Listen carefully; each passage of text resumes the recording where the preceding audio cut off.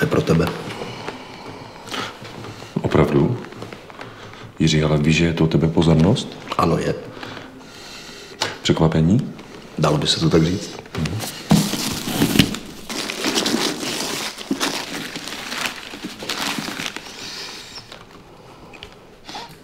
Jiří, víš, že jsem dojel? Ano, vím. Mohu? Musíš. Já jsem tak napjatý. Ano, si.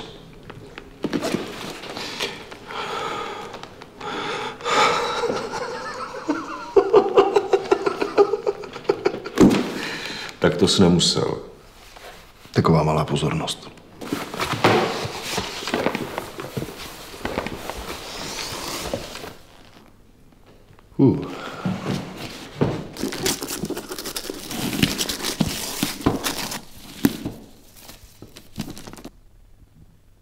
Dobrý večer, vítám vás všechny na 21. dni měsíce autorského čtení. Je tady někdo, kdo viděl tenhle spot 21krát už? A viděl ho někdo víckrát, třeba si ho třeba pouštěl doma na YouTube nebo tak? Takže po půlce. Takže dnes mám tu čest přivítat skotského autora, básníka a překladatele Jamese Sutherlanda-Smithe, který žije na Slovensku a tam i pracuje na Prešovské univerzitě. Se svou ženou Věrou přeložili dílo více než 100 slovenských autorů, což je obdivuhodný počin. Dosud vydal zatím 5 sbírek básní, z nich poslední se jmenuje Pepek v Bělehradě, Popeye in Belgrade, a letos plánuje vydání 6. sbírky s názvem Mouth, neboli ústa. Za překlad slovenské poezie v roce 2003 obdržel cenu Pavla Országa Hviezdoslava. Já vás poprosím, přivítejte Jamese Sutherlanda-Smithe.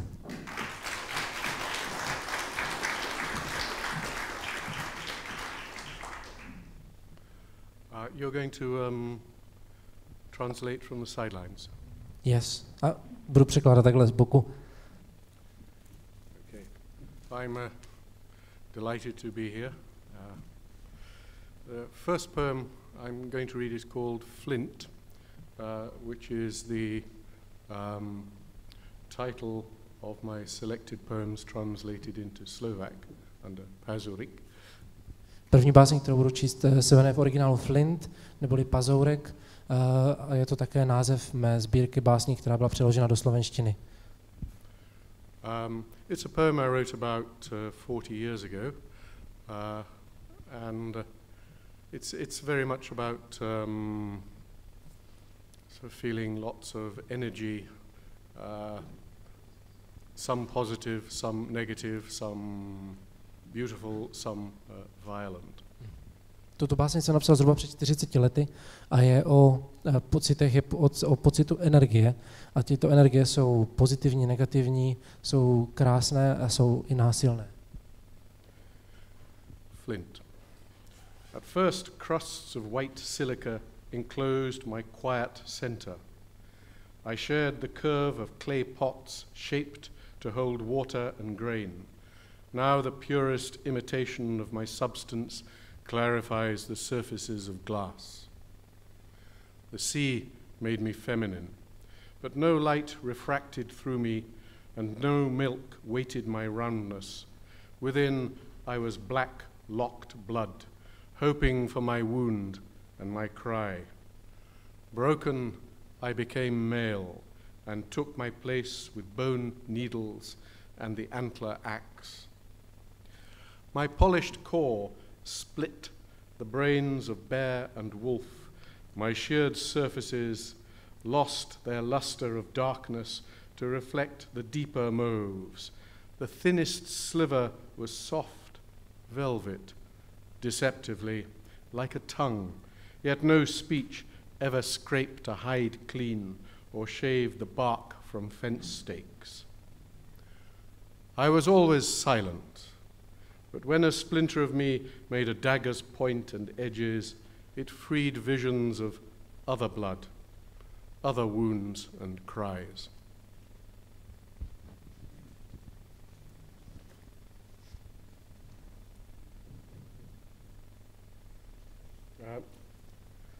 Next poem is The Country of Rumour. It was a poem I wrote when I first went to work abroad in Libya. Tuto báseň jsem napsal, když jsem poprvé pracoval v zahraničí v Libii a jmenuje se to Krajina klevet nebo Krajina pomluv. And the poem came out of kind of ordinary everyday shocks at living in a different place. For example, Arabic is written from right to left, for example, and also the rather strange feeling one has in living under a regime such as the late and not regretted Muammar Gaddafi. Tato báseň stvárňuje takový ten obyčejný šok, takový ten běžný šok, který člověk pocítí, když se ocitne v úplně jiné kultuře, což je například v arabské zemi psaní zleva doprava, a nebo zprava doleva, anebo život v takové zemi, jako byla ta vedená Muhammadem Kadáfím. Country of rumour.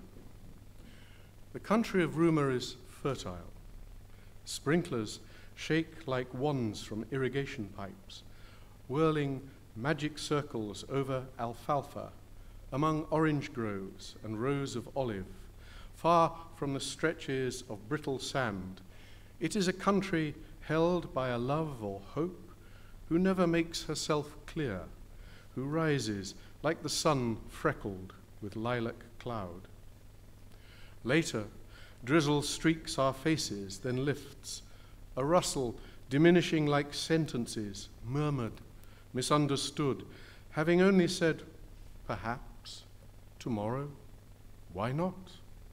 While we look up, as if we'd heard, I've been waiting so long for you to speak. But we are dazzled by silent light pouring down on power lines, cool villages, their ridges of husbandry, their horses hobbled to a grazing patch. Few messages arrive, and if they do, are handed to us in the dark with nudges. All the letters have the date, if it were the 20th of June, and from them falls a scent of meaning in a writing yellow as mimosa. Our envelopes contain lint which wrapped a confiscated gift. More news is got from ruins near the sea, where the amphitheatre accepts signals from the stars like a radio telescope. On its columns, the conqueror's script has all but been erased by visitors, by lovers who scrawl forbidden likenesses of friends in charcoal, by the devotees muttering Allah, Allah in the forum. Here, statues of lions are pocked with salt and could be slinking back to their first form, or becoming clearer, a honed savagery. Here, there is no shape for the future, and the past is used circumspectly for a killing or an accident. Galleys from Rome have come and disembarked to sow the ground of Carthage with bitterness. Submarines will dive for the last time, leaving a radioactive silence. But the word of God is ever present. It sobs from minarets 5 times a day, inland from a sea which feeds quietly, a lean blue lion munching upon stone. Maps have never been drawn for the country of rumour. Compass needles refuse to point. They curl like worms beneath the glass. Only the scarab beetle's path traces a track in dust wider than a finger. Only a butterfly fans wings patterned like a river delta. Only ants arched like ballet dancers have horizons definitive as a mountain range. In the country of rumour, we lose our names. In our passports, photographs discolour to sepia, showing the forehead, whiskers and frock coats of ancestors. Our identities have signatures which run to liquid and read backwards. Our hands have palms whose lines are smoothed away. We show them to policemen as proof of innocence, and to each other whispering, "Are you French?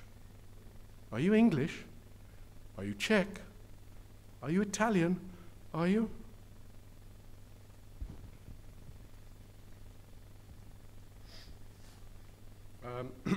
This is a later poem I wrote in the early part of this century, and having lived in Slovakia for some years and traveled round Central Europe. Tuto básně jsem napsal na začátku tohoto století před nějakou dobou a napsal jsem ji v době, kdy jsem žil a pohyboval se ve střední Evropě, konkrétně na Slovensku. It's a kind of amalgam of various cities in Central Europe, but isn't actually a specific city. Je to taková spíš smíchanina různých měst. Není to jedno konkrétní město, ale spíš takový pocit ze všech dohromady. Language shift. Its first name was a derivative of hoot. The first recorded mention was for tax purposes, describing a place by owls beset, though sheltered from wind and possessing sweet water.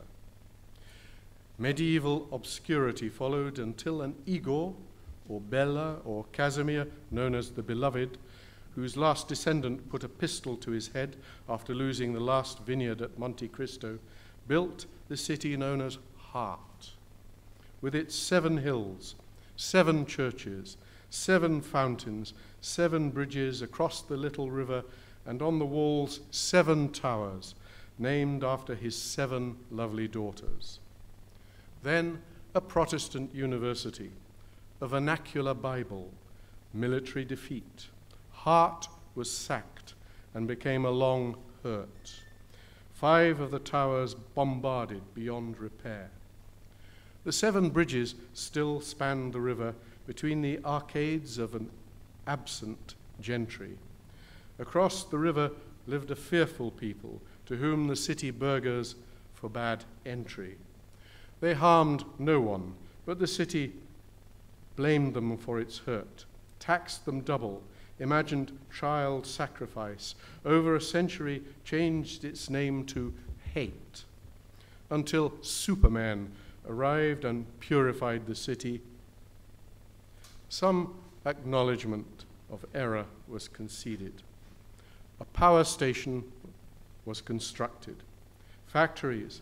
Heat was the name celebrated by the party until the accident when the river glowed at night. Slowly, the city reverts to its first name, Hoot. The noise is made at the last official party speech. Wasteland now by owls and rats beset. The sound at night of trains from X to Y, heard across the river near the 7 bridges, where the 7 lovely daughters of Igors or Bellas or Casimirs sell themselves for 7 million local, or $7.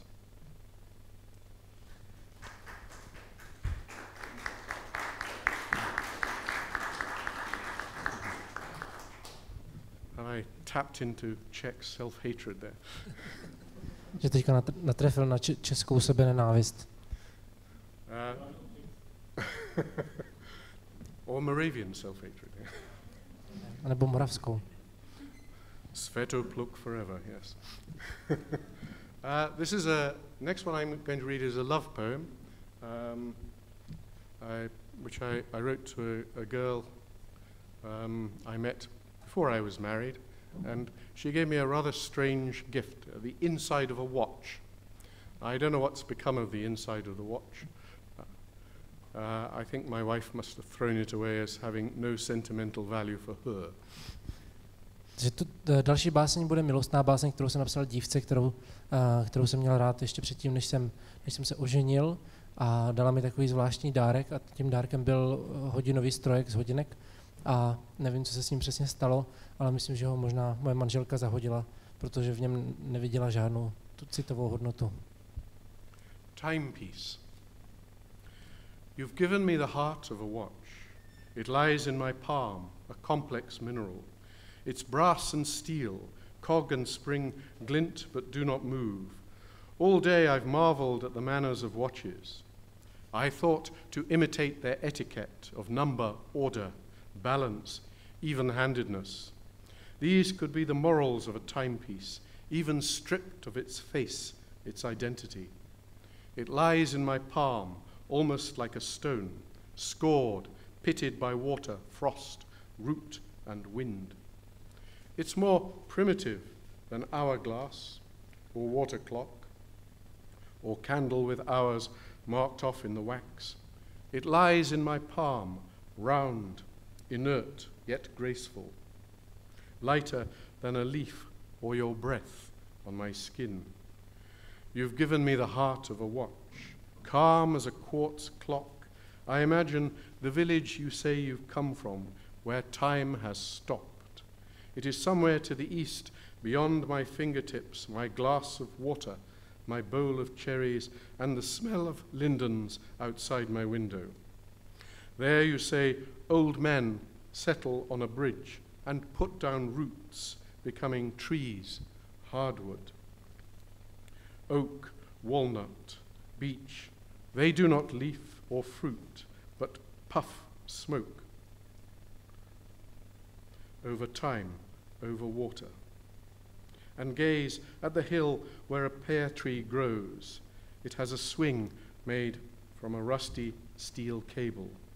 I think of you swaying like a pendulum under the pear tree's ripening fruit, while its shadow dwindles, then reappears to stretch further east than I can imagine.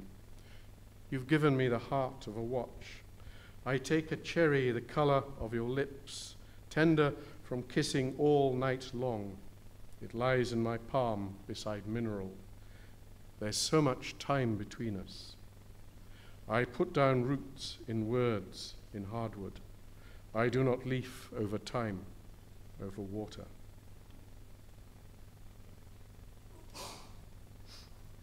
I think I'll take a little sip of some delicious local produce. Jsem občerství. Nějakým výborným místním produktem. That's better.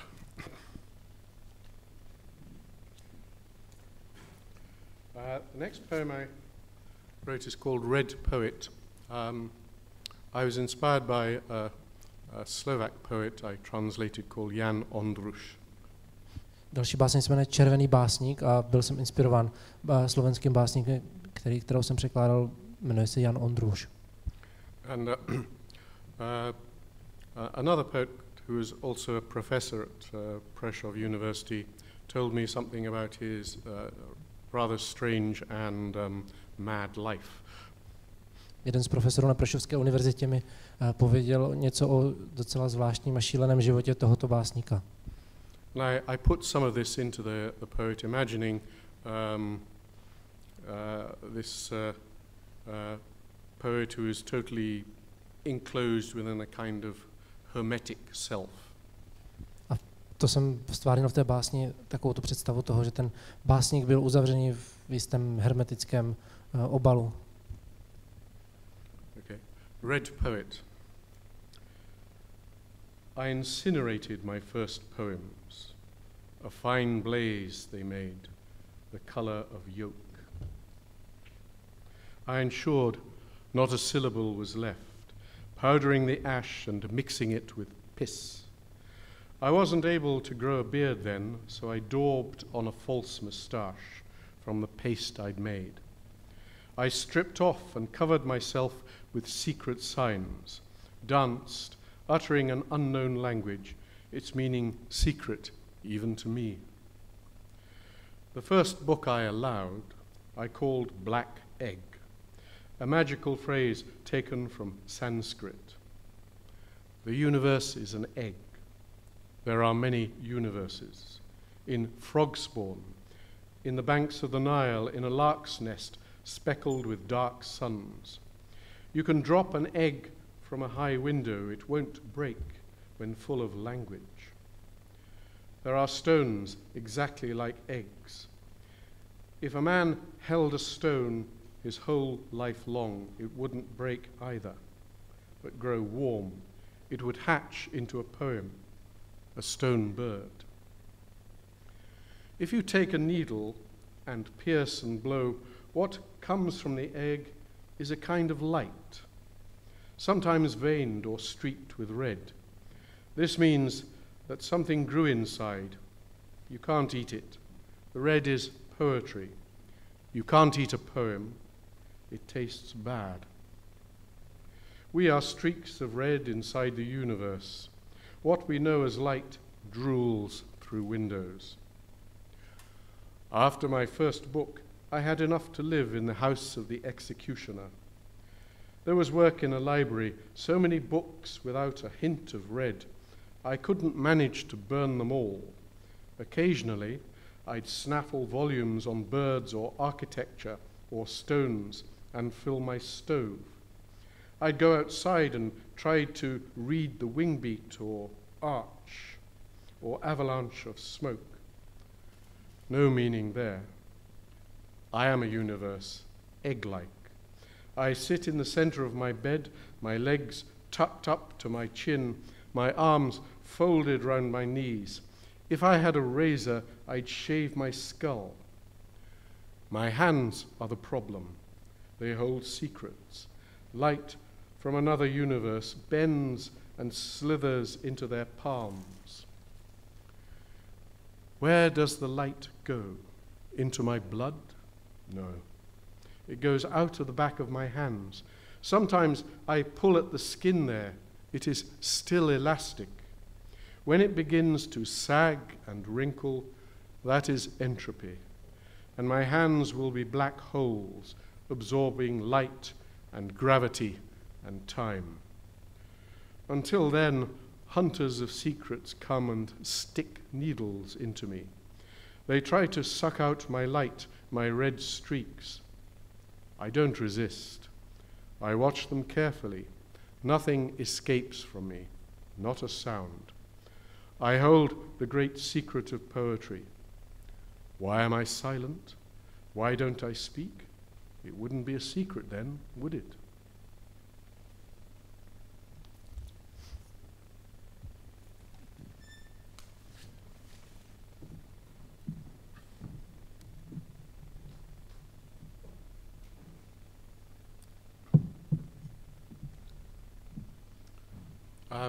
I have a daughter, and like all parents, sometimes you say things that to your children that you immediately regret. And this poem I wrote after saying something I shouldn't have said. Mám dceru a jako spousta rodičů se mi stalo několikrát, že jsem jí řekl nějaké věci, kterých jsem okamžitě litoval, a tuto báseň jsem napsal po tom, co jsem nějakou takovou věc právě řekl. But,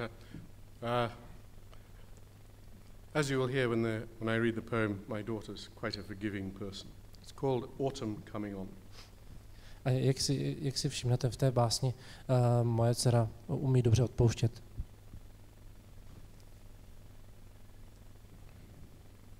Someone is running very fast to catch you up and breathe down your neck. The clouds have lifted at last. Not that they have anything to do with your pursuer's ultimate intentions, but they just have to show that pitter-patter behind you remains however much the weather changes. What is it that you've done to make someone so determined? All summer long the sun shone down on the fruit you picked, the wasps that worried. What possessed you to say aloud a truth so irrelevant and cruel? That rustling at your back is not the scurry of falling leaves, but what you cannot face.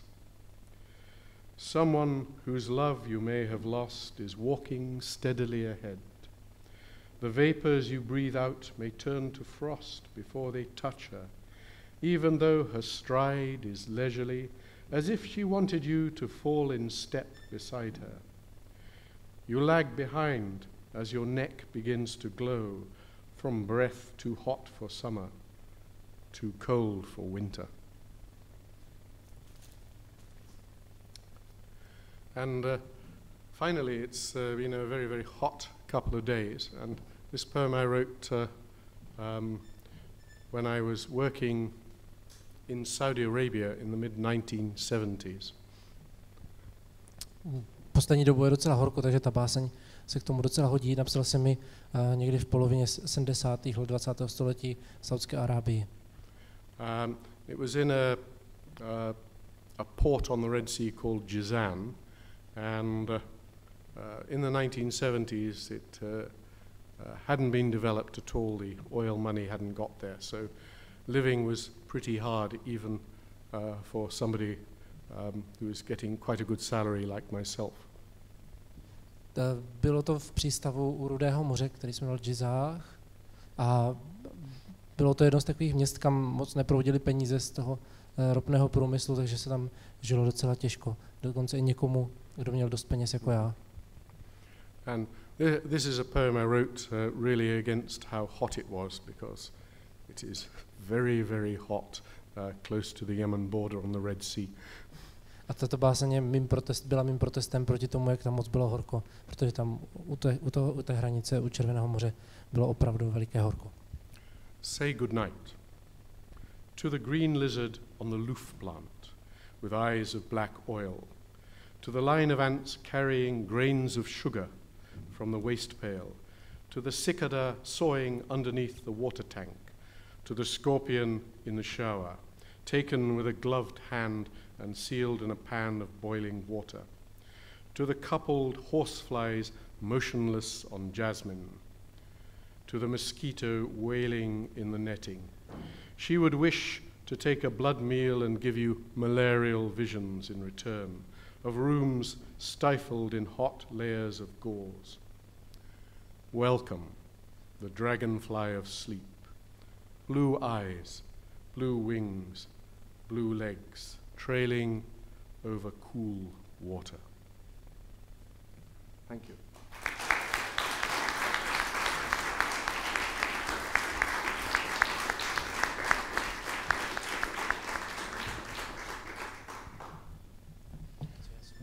And there's some books there if you would like to have a copy of my work.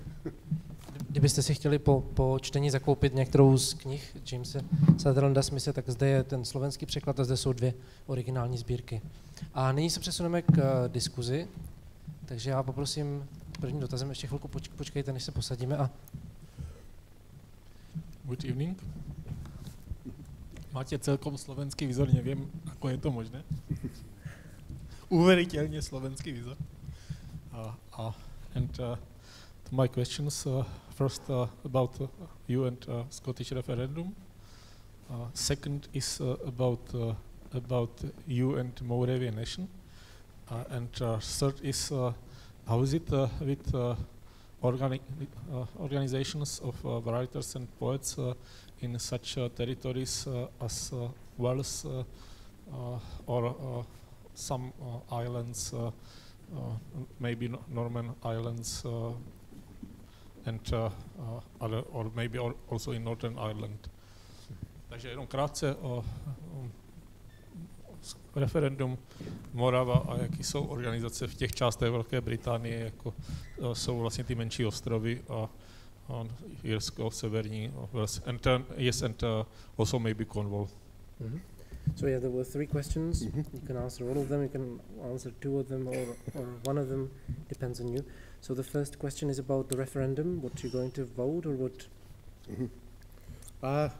Well, I'm resident in Slovakia, so I don't have a vote.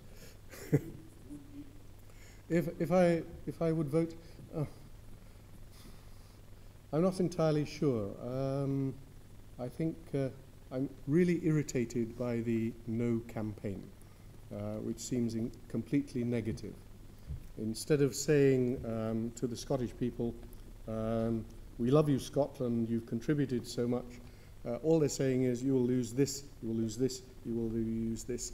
And I'm Scottish enough to be persuaded against this argument and say, well, you know, to hell with that. We'll try it and see if we lose anything. Mm-hmm.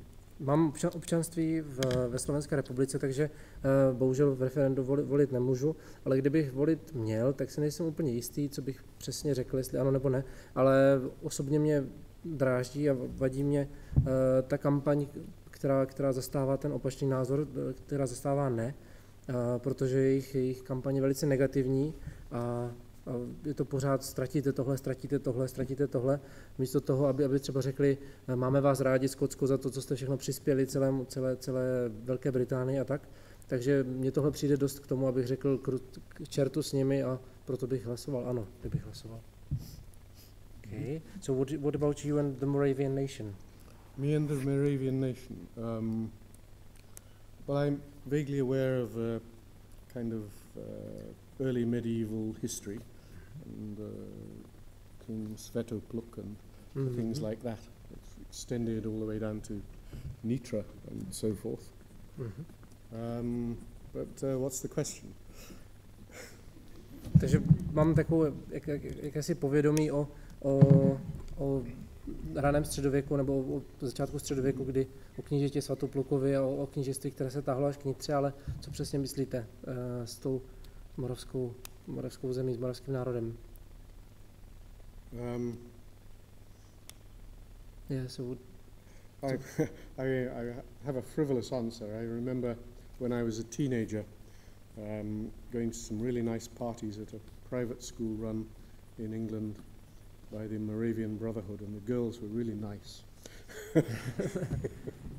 Takže mám takovou legrační odpověď na tuto otázku, že když jsem byl teenager, tak jsem chodil na soukromé oslavy, které pořádalo Moravské bratrstvo, čímž myslí asi české, u nás se říká čeští jednota bratrská, takže a můžu říct, že tam byly opravdu pěkné dívky. Takže to je můj vztah k moravskému národu. It was in the 60s, you know. A to bylo v 60. letech. And the last question is about the organizations of writers. So what kind of organizations are you aware of in places such as Wales, smaller islands around Great Britain, Northern Ireland, or Cornwall? So, if you know anything about these, if you're well, apart from paying my fee to the Society of Authors every year, I am aware that local, regional countries have regional organisations. So Wales, Scotland, Northern Ireland, and different parts of England have their own organisations. So, I mean, there's a whole network of organisations which put on readings, and also in the last 25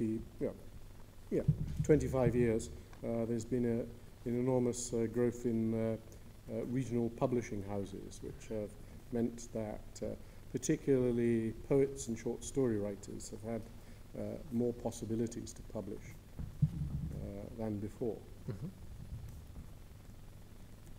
Co se týče této otázky, tak kromě toho, že platím příspěvky Society of Authors, společnosti autorů, tak moc o tom nevím, no moc se mě to netýká, ale jsem si vědom, že existují v různých regionálních oblastech, existují i oblastní organizace, například v tom Walesu nebo ve Severním Irsku a tak dále.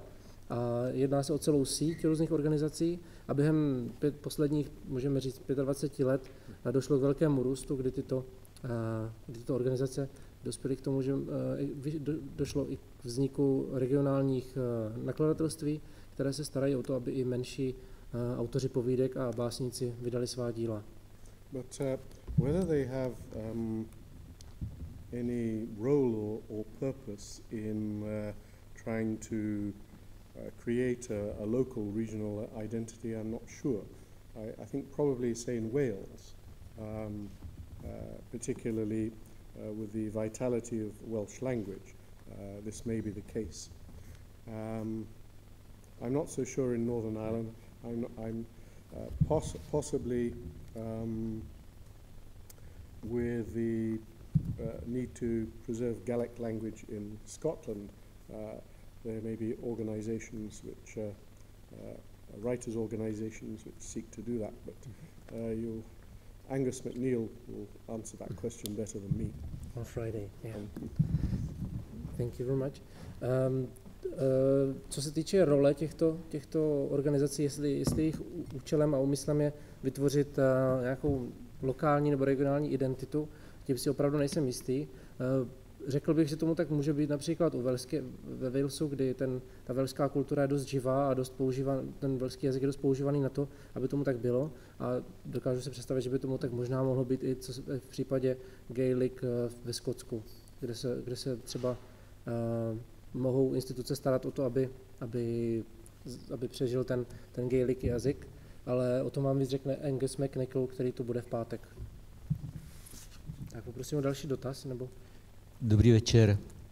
Včera jsme tady měli českou autorku Doru Kaprálovou, která dlouhodobě žije Moravskou. Vy teda žije dlouhodobě v Berlíně a vy jste skotský autor, který dlouhodobě žije v Prešově. Jak se překrývá vaše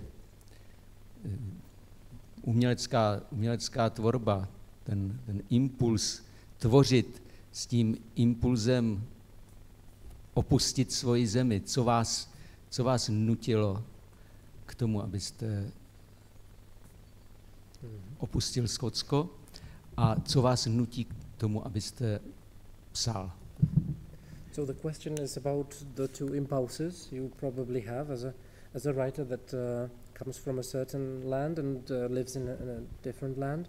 So yesterday we had a Moravian poet or an author, female author, Dora Kaprálová, and she comes from the Czech Republic, but she lives in Berlin. Mm-hmm. And you're a Scottish author living in Prešov. So the question is about the impulse around your artistic activities and the impulse that in a way made you leave Scotland or made you go here. So these two impulses, so how do they intertwine or correspond to each other? Well, I left Scotland when I was very young, so wasn't my decision. My father was in the army and got posted all over the world. And likewise, my mother's father was also in the army. So with the British Empire and even in the 1950s and so forth, that children of military personnel tended to be displaced. Já jsem odešel ze Skotska, když jsem byl mladý a nebylo to moje rozhodnutí. Bylo to díky tomu, nebo kvůli tomu, že můj otec byl v armádě a stejně tak to bylo i u otce mé matky, který byl také v armádě. A u těchto lidí jde o to, že oni jsou pořád přesouváni po celém světě, a zvláště co se týče historicky imperiální Velké Británie. Dokonce i v těch 50. letech k tomu docházelo, že ty děti důstojníků a lidí v armádě se pořád pohybovali z místa na místo. And in a way, although it's a little bit artificial of me to say this, I identify with Highland Scots who from the 18th century through most of the 19th century who were displaced from their land in the Highlands and travelled to earn a living. I když je to trošičku ode mě vykonstruovaná myšlenka, sám se rád stotožňuji s těmi Skoty, kteří žili na Vysočině, s tou Highland culture, kdy oni v 18. století a v 19. století byli vyhnáni a museli taky se přemisťovat z místa na místo a cestovali různě, kde se dalo. And the process started with my great-grandfather, who had 8 children, but found he could not feed them from his small croft or farm in Caithness, so moved to Aberdeen, which is still in the northeast of Scotland, and became a railwayman. And then later on, my grandfather joined the army and travelled all over the place, and also 3 other of his sons one went to America, two went to Australia. So kind of, if you like, traveling is in my blood. And on my father's side also, extreme restlessness. Ten příběh začal už u mého pradědečka, který měl 8 dětí a on je nedokázal živit na tom statku, který měl, a proto se musel přestěhovat na sever do Aberdeenu, kde se stal železničářem a zaměstnancem železnice. Takže stejně jeho syn, můj dědeček, ten se přidal k té armádě a také cestoval různě, a jeho ostatní další tři bratři cestovali a přidali se k armádě, takže 2 odjeli do Austrálie, 1 do Ameriky, takže můžete vidět, a podobné je to i z otcové strany, takže my tady ten neklid, tady tu nestálost máme v krvi. And as for my artistic impulse, if you like, it comes out of this being displaced, in a sense that I know that from my education and also the values given to me by my parents, that I'm British or Scottish or whatever, but I live abroad, and it's trying to find connections between different cultures, and which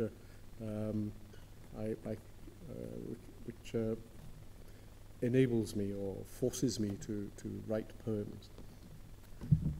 Co se týče toho uměleckého impulzu, ten právě vychází přesně z tohoto pocitu vykořeněnosti, tohoto přesunu neustálého, kdy jisté hodnoty a vzdělání si sebou nesu pořád, hodnoty, které mi vtípili moji rodiče, a když jsem v cizině, tak tyto hodnoty a toto vzdělání se snaží najít spojitosti a spojit se s těmi hodnotami té cizí kultury. If you like, I'm a late addition to the Scottish diaspora. Že jsem taková nová verze skotské diaspory. Okay. Good evening. Je to slyšet? Musím říct, že mě vaše verše, které jste dnes recitoval, hodně oslovily. A teď bych jenom řekla, co asi, protože se mi zdá to, co jste vybral, že to jsou vlastně krátké příběhy s výraznými pointami. A krom toho se mi zdá, že ta angličtina je dobře srozumitelná a čitelná. A chtěla bych se zeptat, jestli je to záležitost posledních sbírek, nebo toho výběru, nebo je to záležitost autorovy tvorby jako takové. So thank you very much, and thank you very much for your reading. I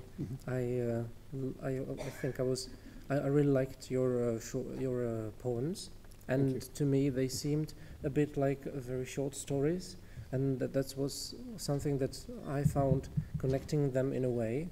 And I found all of them being very small short stories with a distinct plot, and you read them all very well, and they were very audible. And so I think I'd like to ask you if they were the poems out of your last collection, or if they were selected from various collections, and if they're... Oh, no. If it was your intention to... Well, they're selected from the Pazurik, the selected poems in Slovak, and they come from all my writing life. Autumn Coming On is from probably one of the latest poems, but the earliest one was Pazurik, which was written in 1974, so it covers the range of my writing life.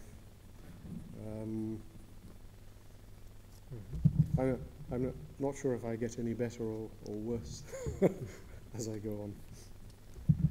Tyto básně jsou vybrané z toho mého přeloženého díla ve sbírce Pazurik, což je přímo už výbor z mé celoživotní tvorby, kde jsou jednak velice nové básně i velice staré básně, jako například ten Pazurek, který jsem napsal v roce 1974. So that's the question of your style, not the concept. Takže to je otázka... No, yeah. So it's a question of a style and not concept.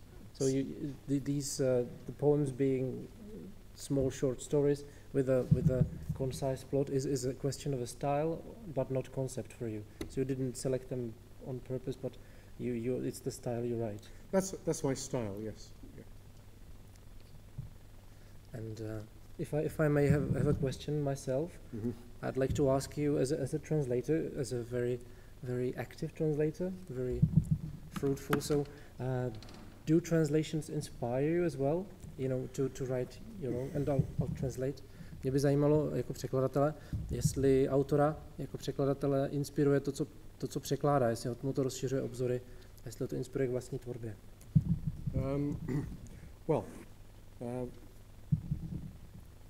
First of all, when I came to the then Czechoslovakia in 1989, I noticed that there were significant translations from Czech and I don't know, Moravian writers, you know, people like Holub, Holam, Jaroslav Seifert, Netzval, and Bartošek and so on.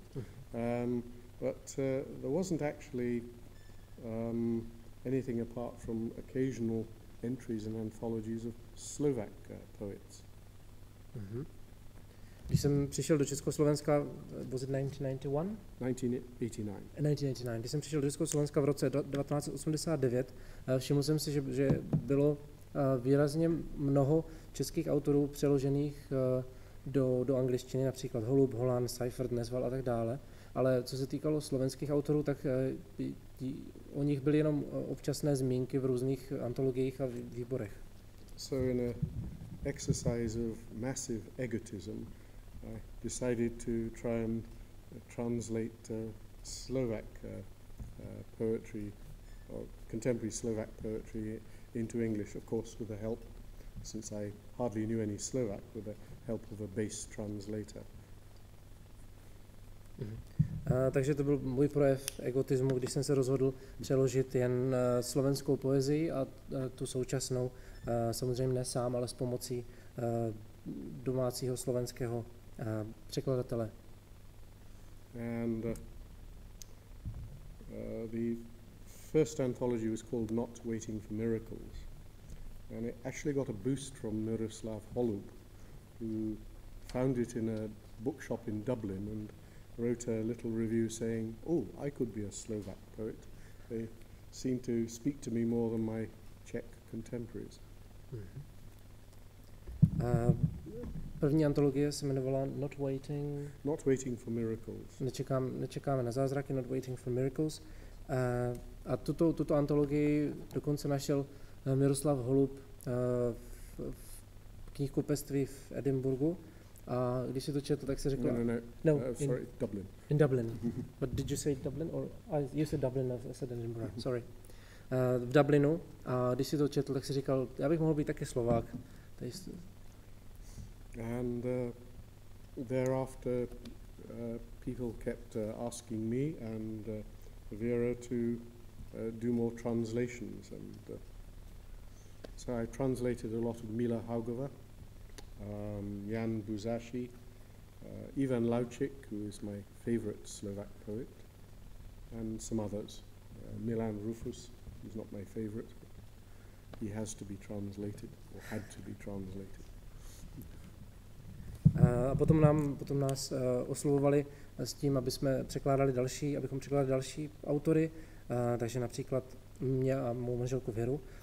Takže například jsme překládali Milu Haugovou, Jána Buzassyho, Ivana Laučíka a Milana Rúfuse, což je básník, kterého moc rád nemám, ale překládat ho musím, protože se překládat musí. OK. So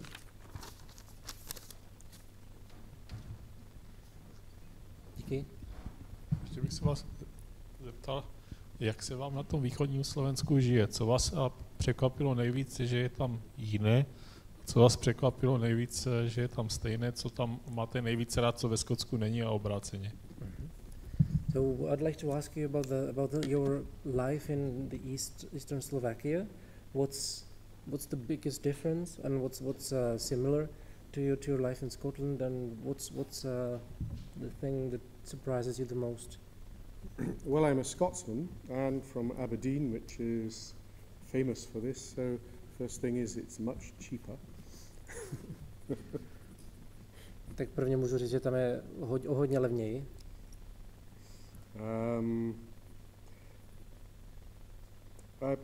I lived for 9 years in London, and I actually find the pace and rhythm of life in Slovakia much more peaceful than living in a metropolis.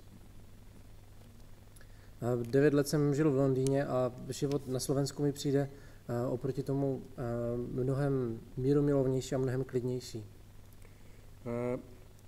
And also in my recent work I've started to look very closely at nature.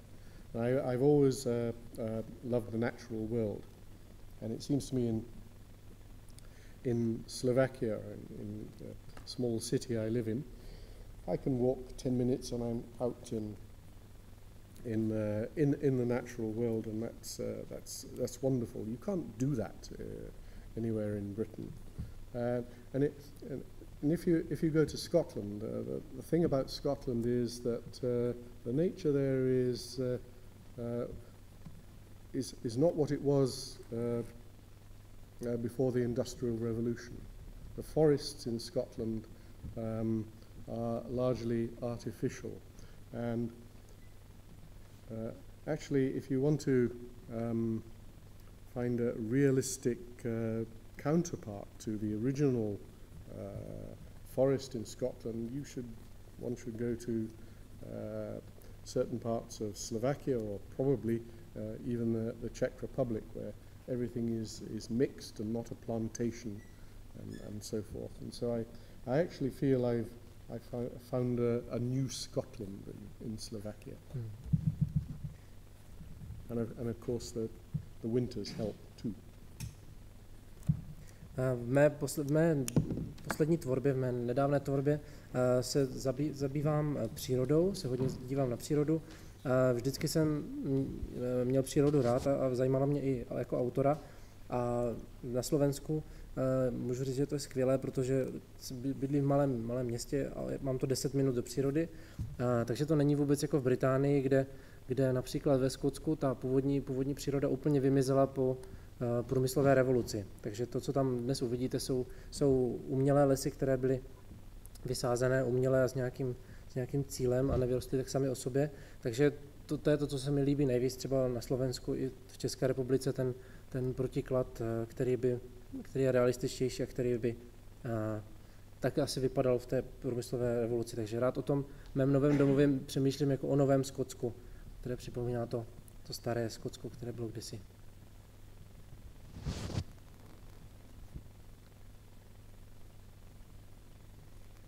Meziotázka. Jak vás při tom množství překladů nebo při té intenzitě překládání ovlivňuje ve vlastní tvorbě? Máte nějaké konkrétní příklady toho, jak vás zásadně nebo silně, emotivně ovlivnil překlad? Yes, nice question. So, due to the intensity of translations you do, does it influence your own work in a way, or what's the strongest influence it has on your writing? And do you have any examples? Well, I would say that some poems by Jan Ondruš have influenced. In fact, in Popeye in Belgrade, there's a sequence called The Little Fiddler where I've borrowed quite a lot from poems by Jan Ondruš. Ovlivňují mě docela podstatně. Například v té mé poslední sbírce Pepek v Bělehradu je kapitola, která se jmenuje Little Fiddler, takže malý houslista. A tam jsem si vypůjčil od Jana Ondruše docela dost. I like Ondruš because he had a number of psychological problems. I think he was spent time in an institution with suffering from schizophrenia, And I'm a horribly grounded, rational person, and I like this kind of wildness that his poetry had, and if you like, I try to borrow some of this wildness. Mně se na tom Ondrušovi líbí nejvíc to, že měl, nebo nelíbí se mi to, že měl psychické problémy, ale na tom jeho psaní se to odráží a byl to autor, který byl schizofrenik a strávil nějakou dobu v psychiatrických léčebnách a mě to jeho psaní oslovuje zejména z toho důvodu, protože jsem takový člověk, co stojí často nohama na zemi a jsem hodně racionální a ta divokost, se kterou on psal a kterou on stvárnil v těch svých básních, mě velice ovlivnila. Stále ovlivňuje. So another question is, you spoke about New Scotland, and people from Scotland are not alone in our world. What is about the name of Scotland? So you can also a little vote between New Scotland, New Caledonia, at least two countries with the name Albania. One is independent as a state, another is Alba. yes, dukes from Albany maybe. Yes. So one question is how feelings have people from Scotland to such territories as New Scotland, New Caledonia, New Hebrides, and other similar, maybe also to these Albanians. And the second is, for people from Scotland, you can also vote between organizations of common writers, of common organizations for writers from United Kingdom of Great Britain and Northern Ireland, or practically you can be, if you want, only a member of some Scottish organizations and not of common British. How is it? Or have you also meetings maybe from another English-speaking countries in Europe as Gibraltar or not? Takže jenom krátce jsem se ptal, když tady pan autor zmínil Nové Skotsko, tak byť v jiném smyslu, tak jak to je vlastně s těmi zeměmi, které mají něco společného názvem se Skotskem a jak je to, jestli existuje, nebo jestli je pro ně atraktivnější třeba nějaká možná celobritská organizace spisovatelů, nebo spíš nějaké skotské organizace. Nemám představu. Autor nemá představu. I don't know. The thing about finding a new Scotland is entirely a personal thing, coming from stories my grandparents gave me, and also my sense of what Scotland might have been like before it was depopulated. Northern Scotland. To Nové Skotsko, o kterém jsem mluvil, jak jste zmiňoval i vy, je čistě osobní záležitost. Pro mě není to Nové Skotsko, to oficiální, a je ovlivněné příběhy, které mi dali moji prarodiče a praprarodiče, které se kolovali naší rodině, a jsou to příběhy, které se týkají toho severního Skotska, severní části Skotska. Celobritská organizace. So is there a entire or fully whole Britain organization of writers that would Well, for poets, there's the National Poetry Society of Great Britain, which is headquarters are in London. But there are also, I think there are regional associations, particularly of poets. Poets get together because they have no money, so it's self-support, but novelists tend to be much more independent. Likewise dramatists, but dramatists also do much more with actors and tend to have that kind of association. And yes, and just a little thing to add, if you think that this, for Scottish authors, if this National Poetry of Britain Association is more useful than the regional, or if what's the value for Scottish writers, such organization? Well, there is a problem with Scotland because there are two varieties of English operating, and both are as old as each other.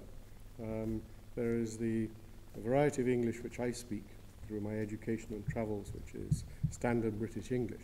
But there's also Scots English, which goes back to the almost the same time as Chaucer, and had a number of wonderful poets like Robert Henryson,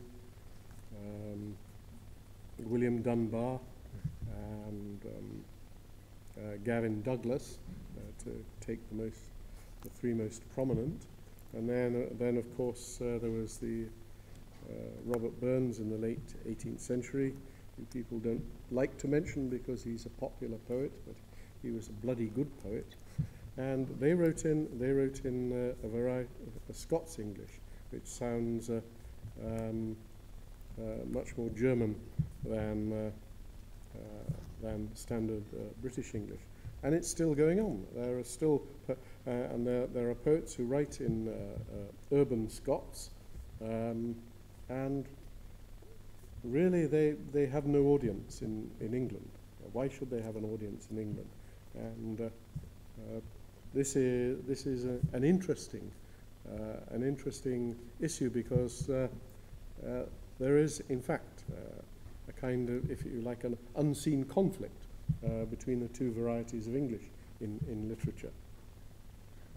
I mean, Scots like Bill Herbert and Richard Price, who I saw in Košice, will write in both forms. But obviously they will write in British English because it gets them a bigger audience. Sorry, I was wrong. No, but just trying to preserve the most important bits. Existuje národní svaz básníků pro celou Británii a existují i regionální různé asociace, různé svazy básníků. Co se týče básníků, ti se dávají dohromady, protože nemají peníze. Romanopisci nebo prozaici jsou samostatnější a podobně je to i u dramatiků, kteří se obklupují herci a kteří mají také, kteří jsou také se o sebe dokáží postarat takto. Ale co se týče toho jaký prospěch má ta celonárodní organizace pro skotské autory, tak tam dochází k menšímu problému, protože ve Skotsku se mluví dvěma varietami výslovnosti, dvěma dialekty. Jedním z nich je klasická anglická výslovnost, kterou mluvím já, protože mě ji naučili ve škole, a potom je tam ta skotská Scots, kterou jste měli možnost slyšet u autorů, kteří to četli předtím. A tyto dva dialekty jsou zhruba stejně staré, oba se dají vypátrat až k Chaucerovi. A například William Dunbar, Robert Burns, kterého neradi zmiňují, protože psal hrozně dobře, psali všichni ve Scots, nářečí nebo dialekt, který zní spíše jako němčina, a i dnešní básníci píšou ve Scots. A problém je v tom, že oni v podstatě píší jenom pro skotské publikum, takže nemají žádné publikum v Anglii, a taky proč by lidé v Anglii si četli věci napsané ve skotském dialektu. Takže je to takový problém, který je ve své podstatě neviditelný, a je to konflikt těchto dvou variant jazyka. Například básník Richard Price, který četl zde, který četl i v Košicích, kterou jsem viděl, tak ten píše v obou variantách, v obou verzích, a je to asi z toho důvodu, aby mohl oslovit i to anglické publikum.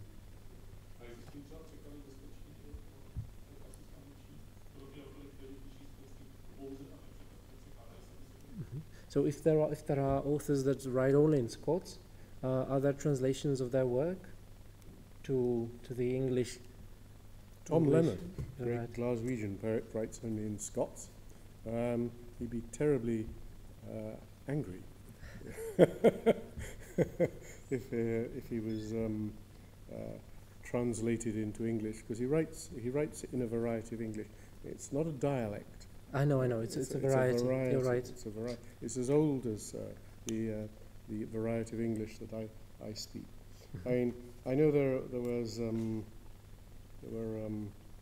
Scottish films which were shown in America, and subtitles in American English. That's, well, you know, that's America's problem. Really.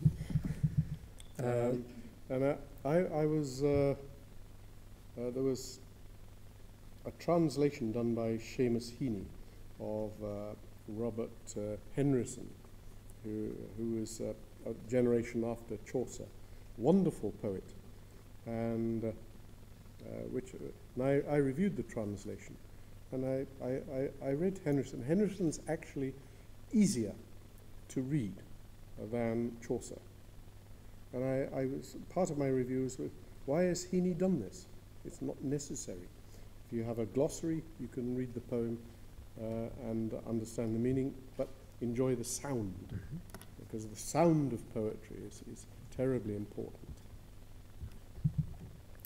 Například Tom Leonard, autor z Glasgow, který píše jenom ve Scots, byl neskutečně naštvaný, kdyby se jeho věci překládaly do variety anglické. Takže ještě bych rád upozornil, že to není dialekt, ale do češtiny se variety může překládat jako dialekt občas v různých situacích, takže není to jako na úrovni dialektu, je to v podstatě verze, varieta jazyka, která je stejně stará a stejně hodnotná jako ta anglická. Rád bych se vyjádřil k jednomu překladu, který dělal Seamus Heaney, irský autor a překladatel, který přeložil dílo od Roberta Henrysona, které překládat nemusel, protože by stačilo mít k tomuto dílu jenom glosář a bylo to úplně zbytečné to překládat. Takže by si já jsem toho názoru, že by si ten čtenář měl užívat ten zvuk té básně, jak byla, a že ten překlad byl naprosto zbytečný. Good evening. You teach at the University of Prešov, if I'm not mistaken.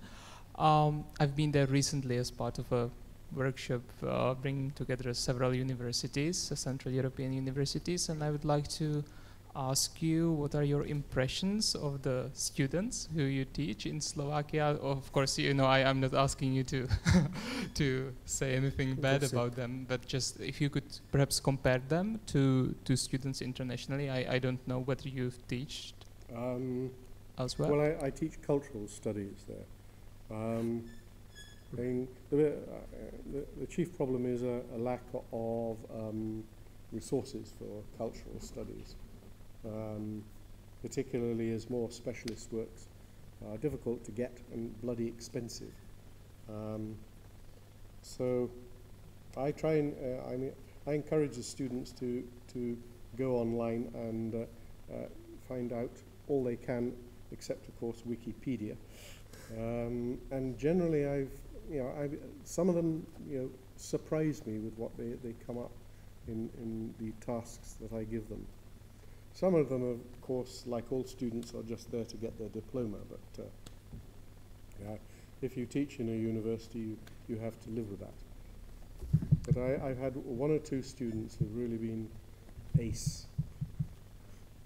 Asi dovolíš, Filipe, ještě jednu. Ještě přeložím tu tvou otázku, že Viktor byl na workshopu v Prešově, na Prešovské univerzitě, kde se sešlo spousta studentů a učitelů z různých univerzit v Evropě, a otázka zněla, jaké jsou vaše dojmy ze studentů na Prešovské univerzitě.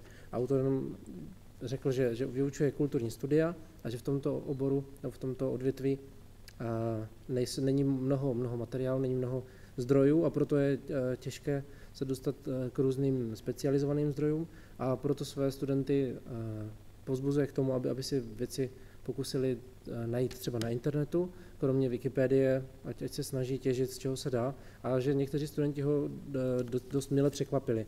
Samozřejmě někteří studenti jsou tam jenom proto, aby si získali diplom, a to jako vysokoškolský kantor je něco, na co si musí zvyknout. A má ale zažil třeba jednoho nebo dva studenty, kteří byli naprosto brilantní a kteří ho oslnili. Ještě. And perhaps do you also talk with them about your poetry, or do you run perhaps a seminar dedicated to poetry to teach or do poetry with them, or is that not what you do? No. There's a concept of a captive audience and I don't want to torture them with my personal art. Ne, poezii s nimi nezdílím se svými studenty, protože se dá říct, že někdy se dá publikum držet jako rukojmí a já rozhodně nechci mučit mým uměním. Díky. Já jsem se chtěla zeptat ještě, jestli se autor zná s nějakými slovenskými, třeba svými oblíbenými spisovateli, které třeba i překládá, a na jaké úrovni je jeho slovenština v tom aktivním slova smyslu, jako třeba jak je schopen se domluvit, a jestli když my tady mluvíme česky, jestli nám taky rozumí, aspoň trochu. Thank you, díky moc. So, good evening, and I'd like to ask you about, as a translator and as an author living in Slovakia, are you friends with some Slovak writers, and what's the level of your spoken Slovak or your active? And so, do you understand what's the level of your exchange, and do you understand when we speak Czech here? Do you understand our exchanges? A little bit. My Slovak gets better when there is no alternative. If there is an English, if I know that the other person speaks English, then something switches off my brain and I operate in English. But I'm quite friendly with a number of writers like Jan Gavura, Mily Haugové, Ivana Laučíka, when he was alive, he was a wonderful friend.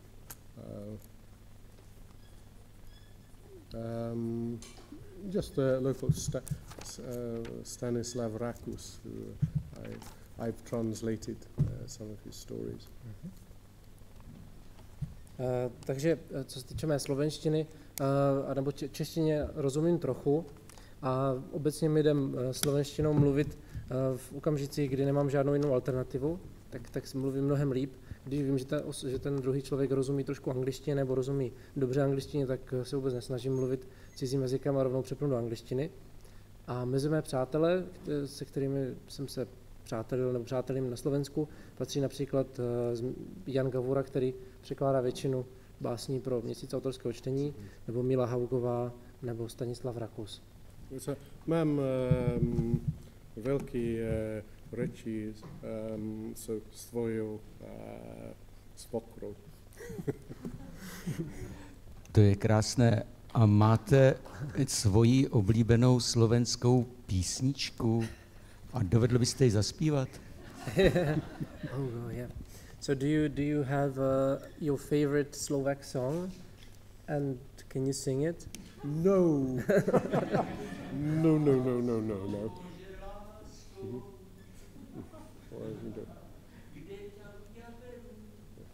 Well, I suppose anything with the černé oči in it, I suppose, is nice. Cokoliv, co v sobě má černé oči, tak určitě bude pěkná písnička. I'm quite fond of Okolo Levoče. That's a nice song.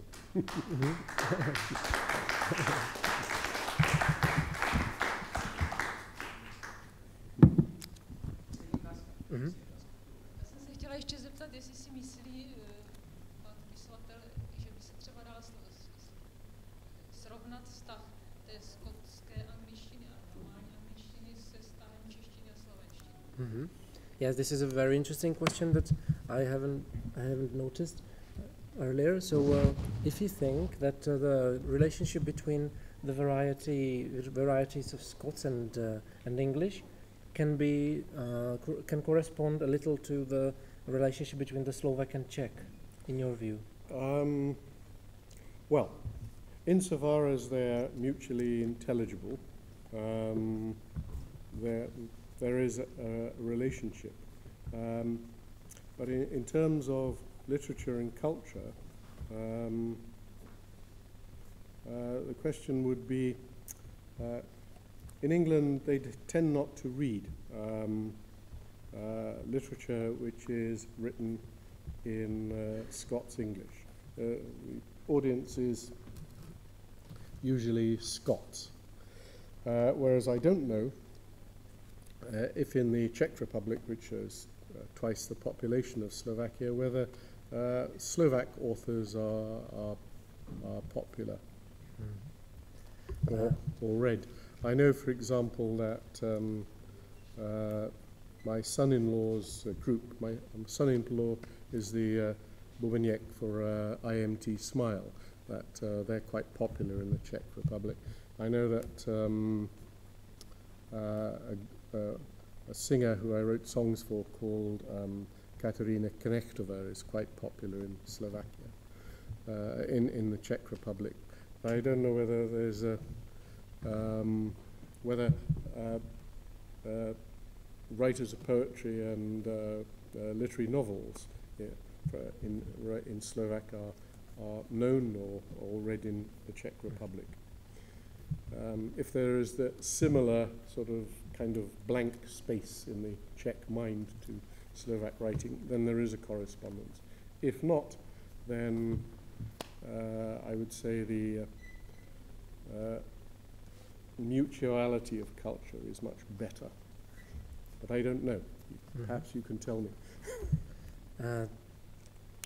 Co se týče těch dvou jazyků, tak oba jsou vzájemně srozumitelné, ale jde o jinou otázku. Jde o to, že, jak jsem již zmiňoval, tak v Anglii není příliš velké publikum lidí, které by četlo díla napsané ve Skots, takže jejich publikem jsou pouze skotští obyvatelé.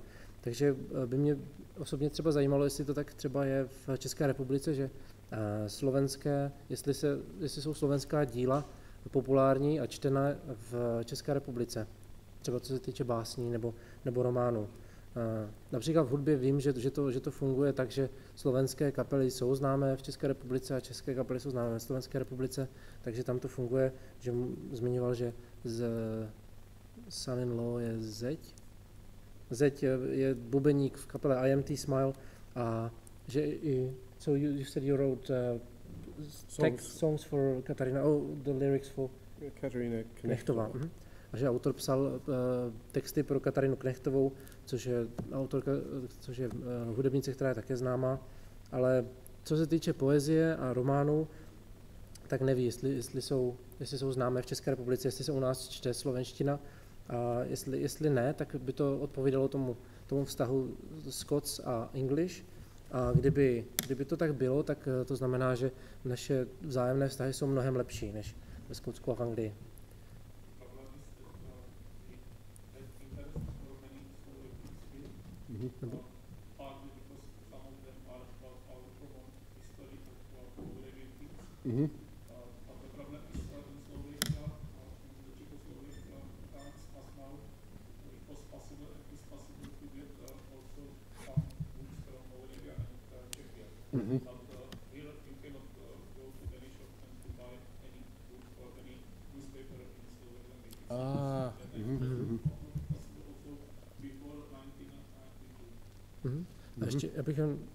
I'll just add and so we can. I know the Slovak publishers have a dreadful distribution problem. They just don't distribute books. They don't have people going from town to town saying, "I got this and this publisher. What about this and this?" It's a kingdom of bestsellers now. Že se setkal s tím, že na Slovensku, že vydavatelé měli velice špatnou distribuci. A já jenom dokončím s tím, že vám velice děkujeme za pozornost a za dotazy a ještě jenom that's for you. A taky ještě okay. Ještě jenom bych, kdo si chcete pořídit knihu, třeba tady jsou knihy, anebo můžete autorovi osobně vysvětlit, jak je to s těmi slovenskými díly. Okay, thank you. Thank you very much. You've been very, very attentive. Sorry. So what are the prices of those? Everything is €8. Za 8 euro. Takže je to propiska nebo fix? Propiska. Okay. Zhruba. Somewhere where you can read it.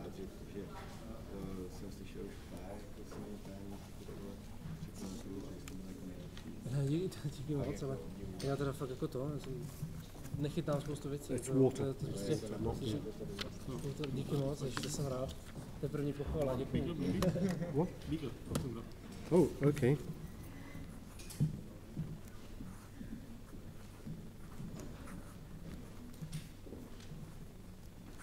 The last paper, if I can ask you for your email address for the next paper.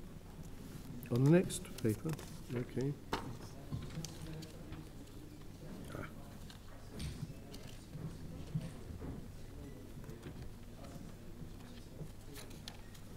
You was living in Belgrade? Yes, I spent, I ran a project there for 7 years, from 2002 to 2009. So if anybody wants to buy a book, they can. It's all eight euros. Thanks. I don't know what that is in Czech Can I crowns. stop? Yes, sure. Yes, sure. Yeah.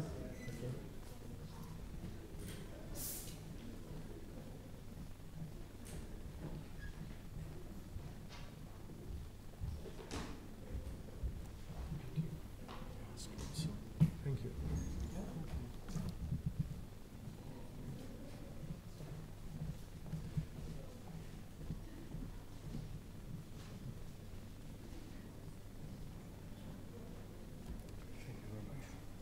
My pleasure.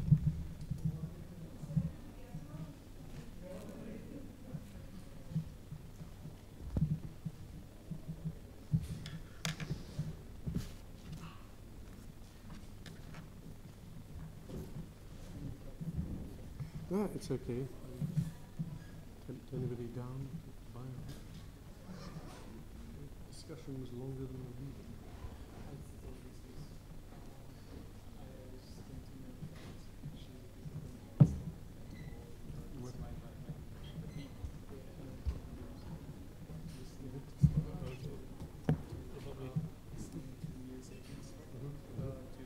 Yeah, music is always communicates. It's different.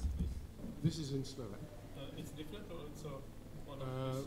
Well, this is from all my work. These are just two collections It's I published this century. So it's from different books, not Yeah. these two books are not. No. Yes, it's different. Because I think for us also this town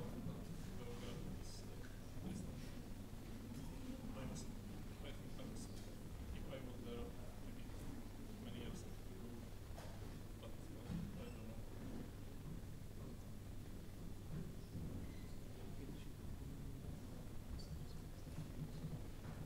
Mm-hmm.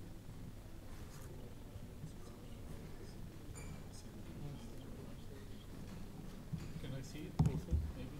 Yes, okay. I'll just take them out of their wrappers.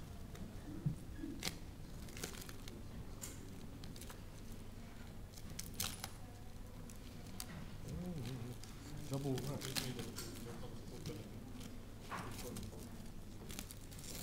That's all right. They have to be open sometime.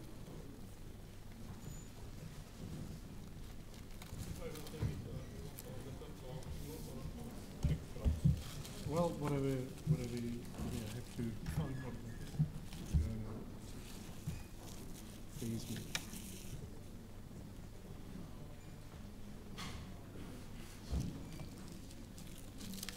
You want to have a look at one of the books?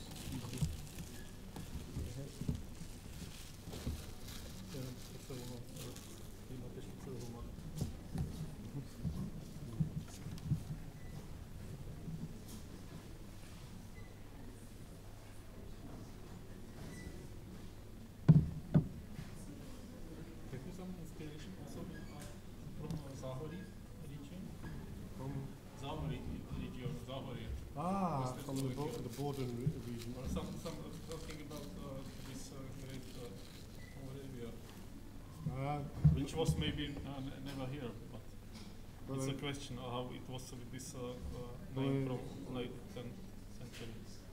Most of my poems I write about Slovak motifs in from East Slovakia. Yes, I understand. Up towards the Polish border.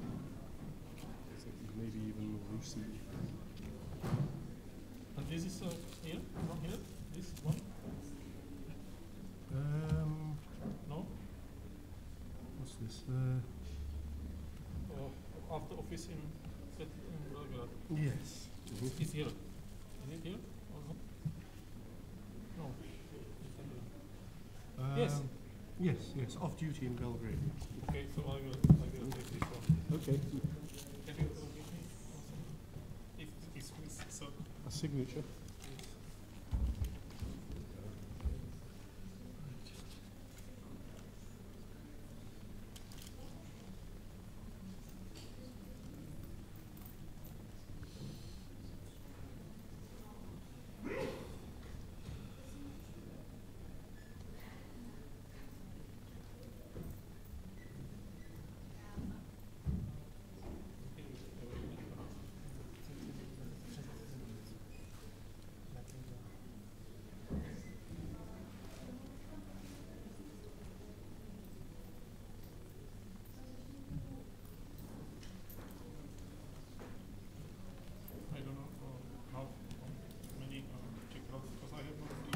Oh, that's all right.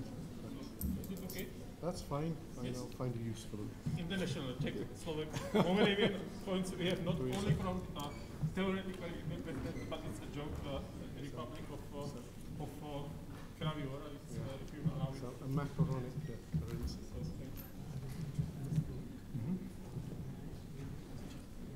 Yes, sure. I don't know what's about 200. Yeah, 200's fine. Yes, sure. And your name? Oh, Daniel. Okay.